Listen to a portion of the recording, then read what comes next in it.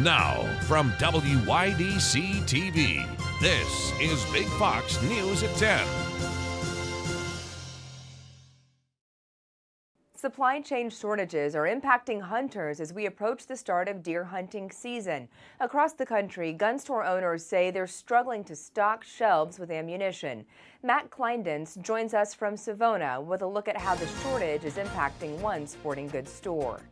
That's right. Good evening. Deer season is right around the corner, and hunters may find it harder to get their supply of ammo before they head out into the field. Hunting ammo is very hard to come by. Deer season is fast approaching, and ammo is in short supply at the Steuben Sporting Goods store. While the store has plenty of pistol and target rounds, hunting ammo is much harder to get. Mainly the only ammo we're able to get is handgun ammo or like target ammo for target practicing, full metal jackets, stuff like that. Kendra Cran says hunting ammo quickly flies off the shelf, which is causing customers to be turned away. It's frustrating when you have to turn away business because everybody comes in looking for all of this ammo and we have to tell them no. Across the country, gun store owners are citing supply chain issues as a reason for the shortage. Whenever Steuben Sporting Goods gets ammo, Cran says prices are starting to go up. For example, 9mm used to be $10 a box. Now it's $15, $16, $25, depending on what you get. New York's southern zone is set to kick off regular deer season on November 20th.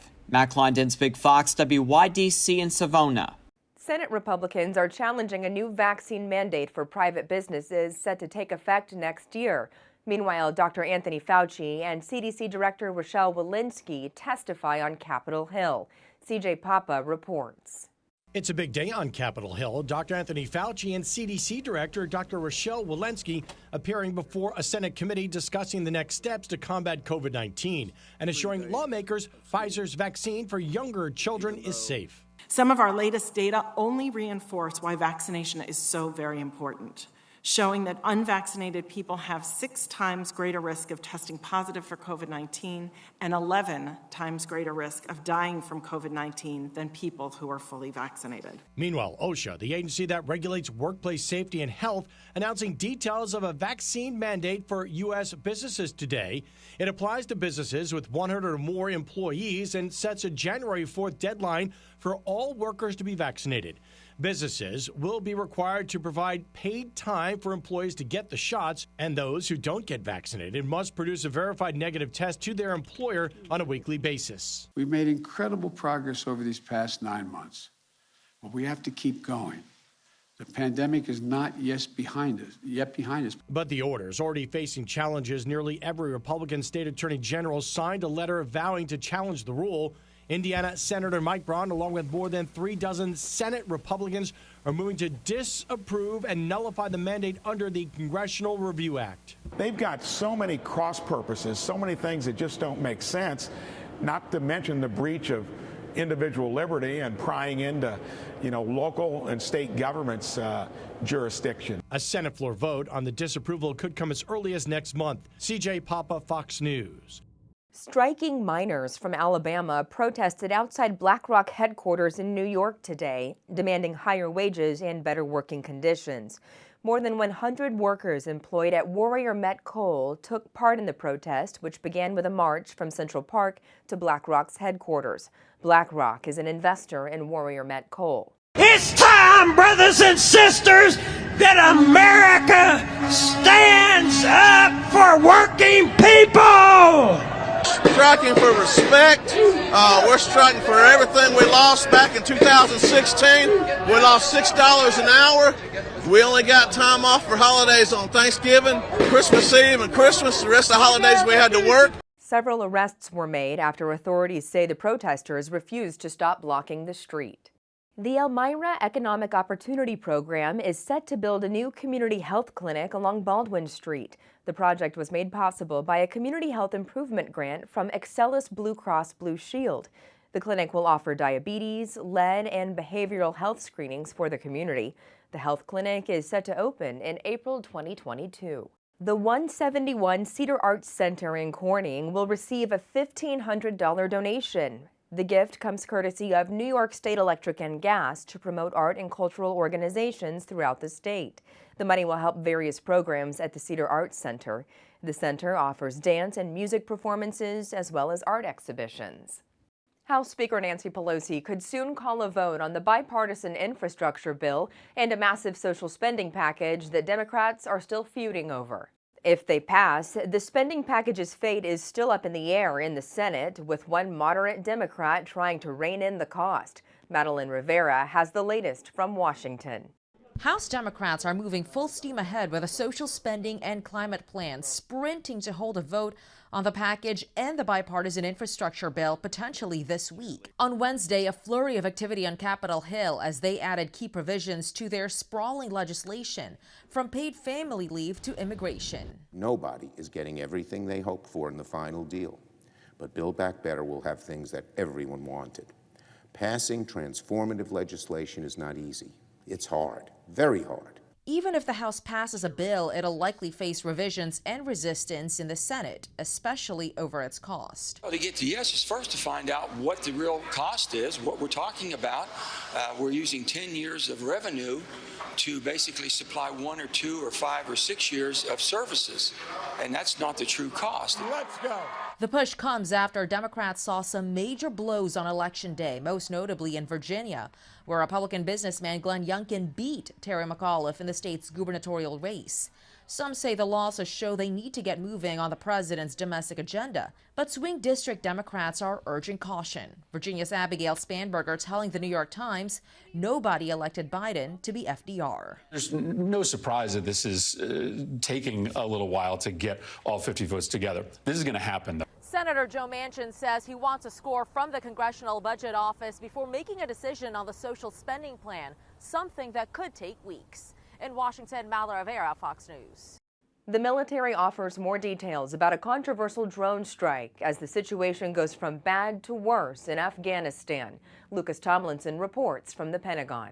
The Air Force admits to an error, but nobody will be punished. That's the finding of the Inspector General who investigated a deadly drone strike in Kabul back in August. 10 innocent people, including 7 children, were killed when a U.S. Reaper drone fired a Hellfire missile at a Toyota after following the car for 8 hours. The Inspector General says a series of mistakes led officials to believe there was a bomb in the vehicle, but claims those mistakes were not criminal, pointing to the chaotic atmosphere as the U.S. withdrew from Afghanistan, with 13 American troops killed in a suicide attack just 3 days before the drone strike. You have to put yourself into the conditions that existed at the time. And what I mean by that is the risk to force at HKIA and the multiple threat streams that they were receiving of an imminent attack. The report comes as the situation in Afghanistan is getting more dangerous. ISIS militants launching a series of attacks on key Taliban targets this week, hitting the biggest military hospital in Kabul Tuesday, and planning roadside bombs targeting Taliban patrols on Wednesday. A growing number of Afghans now say a civil war is inevitable, and if the Taliban loses, ISIS would be virtually unstoppable in the region. There is the probability of a civil war inside Afghanistan. If the Taliban do not stop ISIS, they will become more powerful and could be a big threat for everyone. On Thursday, the leader of the Taliban warned the group may have been infiltrated by an unknown people. At the Pentagon, Lucas Tomlinson, Fox News. The trial for the murder of Ahmaud Arbery is moving forward in Georgia. A jury has been selected, but the makeup of the jury, almost entirely white, has Arbery's family and legal team worried about racial bias in the judicial system. Ben Ryan has more. The Arbery family legal team and representatives said that they hope those chosen will make the right decision, but overall weren't too happy with the outcome of this jury selection. 12 jurors have finally been selected in the Ahmaud Arbery murder trial. But after nearly 3 weeks, the selection consists of 11 white people and 1 black person. Ahmaud's mother, Wanda Cooper Jones, said it shook her confidence. It's like unreal. I mean, I just can't put it into words. I was very shocked that we only had 1 black African-American man. I mean, it's devastating. The final selection comes after the judge in the trial denied the state's motion to reseat 8 potential black jurors after the defense struck 24 of the 48 qualified jurors. 12 of the 24 and 48 total were black until 11 were struck, leaving 1. Defense attorney for Travis McMichael, Jason Sheffield, said it's been an exhausting process getting to this point. We're very pleased that we have been able to select now 16 members of this community, where this community can now decide the pending issues of this indictment, and we truly believe that they will do so fairly and in keeping with what we all understand justice to be about. Prosecutors felt as if the jurors were struck because of race, but the judge said the defense team gave enough reason to support their decisions and that prosecution couldn't provide more evidence to prove otherwise. Arbery family legal team called this disappointing. The qualified jury pool represented a cross-section of the community. It actually looked like Linn County community.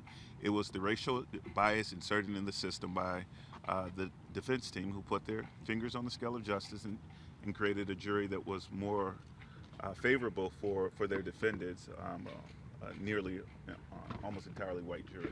And the judge said motions will be heard in court on Thursday and that the jury will be seated and sworn in on Friday. Still ahead tonight, the denim comes from Georgia. The jeans are sewn in Maine.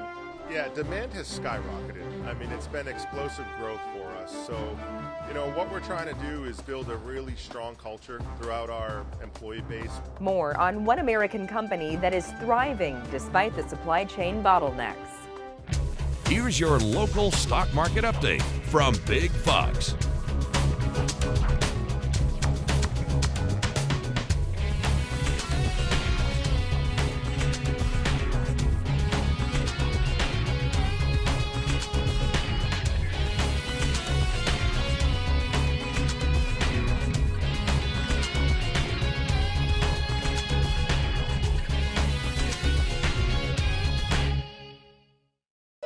Now, your Twin Tiers forecast from Big Fox.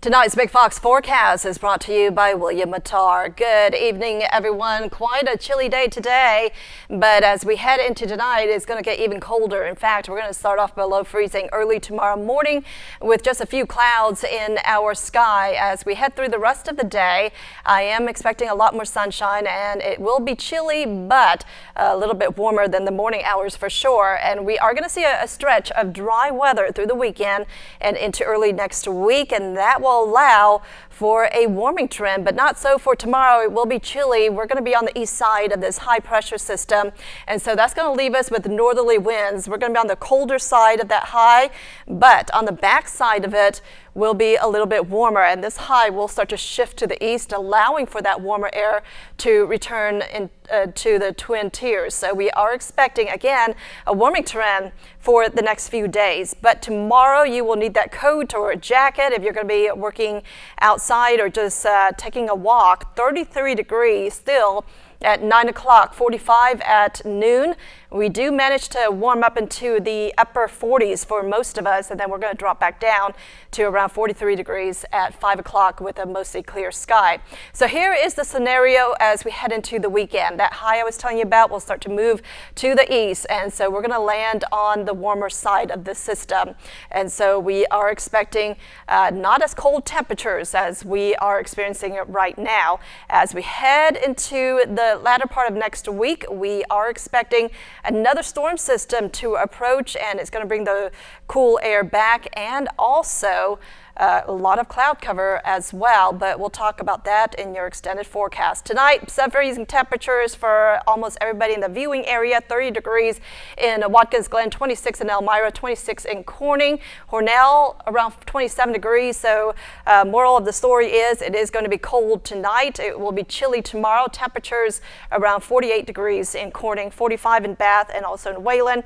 Watkins Glen, a little bit warmer at around 49 degrees. Mansfield, around 48. So again, it is going to be a chilly day. You're probably going to need the jacket all day long. But take a look at this. We'll be back into the 50s over the weekend, a little bit closer to normal temperatures, and it looks like 60s will return by early next week. However, clouds will start to stream in on Tuesday out ahead of that storm system I was telling you about.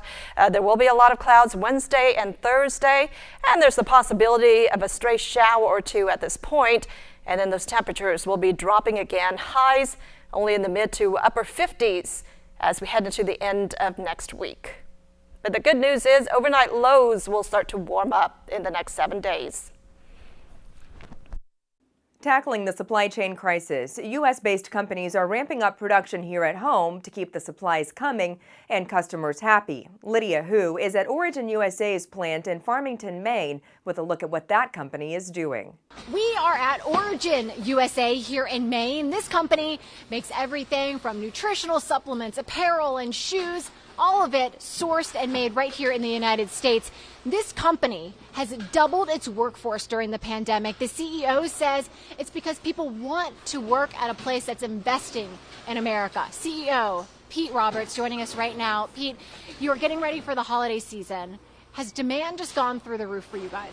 Yeah, demand has skyrocketed. I mean, it's been explosive growth for us. So, what we're trying to do is build a really strong culture throughout our employee base. We're spread over 5 locations, 2 states, 250 employees, most of them between the ages of 20 and 30. So they see the American dream is very much alive. And they're here with us. They toughed it out through the pandemic, and we're just rocking and rolling. Because right now, as you know, Made in America is so important. Part of it is the future. It is the way out. You own most of your supply chain. Take us inside a little bit. How do you own most of your supply chain? How does that actually work when you're, supplying a pair of jeans? In 2013, we rescued a loom from an abandoned mill in Lewiston, Maine. It was the last one left.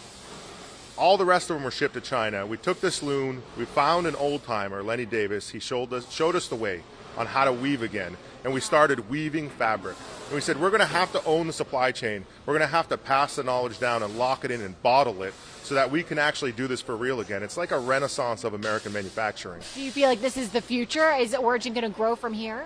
Origin's going to explode. I mean, America's next big brand, we're setting that. That's our mark. So we're going to do everything in our power to keep it here 100% without compromise in America, every component. Well, we thank you for taking us on the inside and sharing some insight. Thank you very much, Pete. The workers here, this is some of the expansion. They're working hard, making jeans right here. Can't get much more American than that. Leaders from major American air carriers will soon be facing questions from Congress. The Senate Commerce Committee is planning an oversight hearing asking airlines about their troubles with worker shortages. Committee Chair Maria Cantwell is asking executives of American Airlines, Delta Airlines, Southwest Airlines, and JetBlue Airways to appear before a hearing to explain staff issues despite receiving billions of government aid during the pandemic. Congress gave $54 billion worth of taxpayer funding to the airline industry to help their payroll costs through this past September. A UK study found vaccinating young girls against human papillomavirus, or HPV, dramatically reduced cervical cancer rates among women by 87%. That's according to a study published in The Lancet Medical Journal. British researchers looked at data from England's HPV vaccination program and found that cervical cancer rates were 87% lower in women who were vaccinated against HPV when they were between the ages of 12 and 13. For women who were vaccinated between the ages of 14 and 16, the rate of cervical cancer was 62% lower and 34% lower for those vaccinated between 16 and 18. Researchers say the results are an important step towards cervical cancer prevention, as HPV is the most common sexually transmitted infection. After months cooped up at home, more people are hitting the roads, and some drivers are looking to sweeten up their rides. Demand for cars and accessories is up, but supply chain issues are causing some roadblocks. Ashley Soriano reports. The car industry has come together to overcome shortage challenges. For the first time in 2 years, auto industry professionals are gathering here at the Specialty Equipment Market Association, or SEMA trade show. Presenters will unveil thousands of innovations this week, even as they deal with a microchip shortage that's drastically cut car production. Shipments have been delayed, causing backlogs in car manufacturing. From wash machines to motorcycles to cars, everything relies on chips, right? So it's really a global problem that we're all trying to solve together. Manufacturers have had to find ways to reduce their dependency on microchips and to get raw materials. SEMA experts say sales are booming despite the pandemic. Supply chain has been hurt, but overall the industry was up over the pandemic because people stayed home and worked on their cars. The SEMA convention is where the backup camera and car charging ports originated. This year, driverless features and off-roading features are popular as travel and consumer demand rise. We've seen shortages. We've seen some empty shelves. We're trying to work with our suppliers to get as much as we can, as soon as we can, but really communication's the key. So if we know it's coming, we can still sell it, make that consumer experience a good one, and that they'll return back to us. A SEMA representative says they expect the shortages to continue into next year, but again, they're working around the issues and they say there are enough cars for drivers to buy. Walmart announces it will start hiring supply chain workers. America's biggest retailer says it's holding a 2-day hiring spree for associates as disruptions related to the pandemic and labor shortages continue across the nation. Walmart plans to hire 20,000 permanent workers. Some of the positions looking to be filled are power equipment operators, freight handlers, and warehouse associates. A woman battling cancer was awakened in her Northern California vacation home by an aggressive intruder. Amber Lee spoke with the woman about the encounter, and we do want to warn you, some viewers may find these images disturbing. I was bleeding and scared and screaming. And Laurel Rose von Hoffman-Kersey of Orinda describes being mauled by a bear early Saturday morning at the family's vacation home in Tahoe Vista in North Lake Tahoe. I should be dead, the way that the bear swiped at my face. And right here. Her injuries include a deep laceration to the cheek that required stitches, puncture wounds, cuts and bruises all over her body. She says she was treated at a hospital.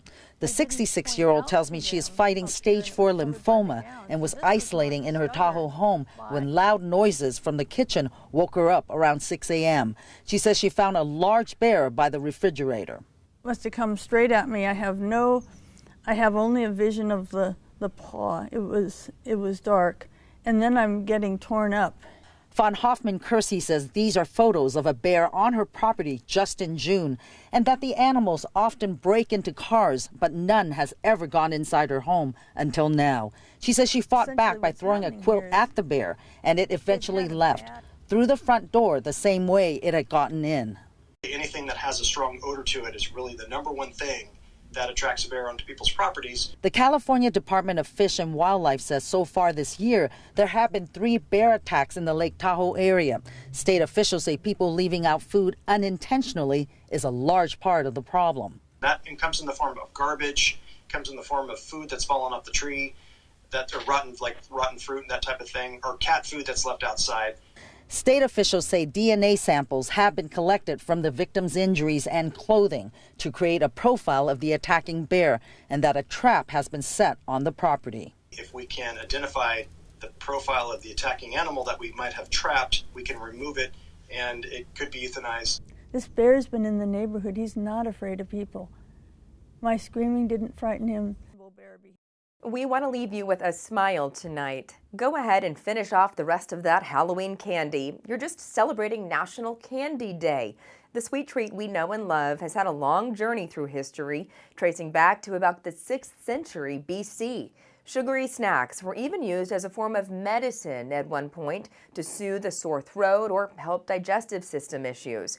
Today, candy comes in all shapes, colors, and flavors, but according to a recent survey, America's favorites are Twizzlers, Reese's Peanut Butter Cups, and M&Ms.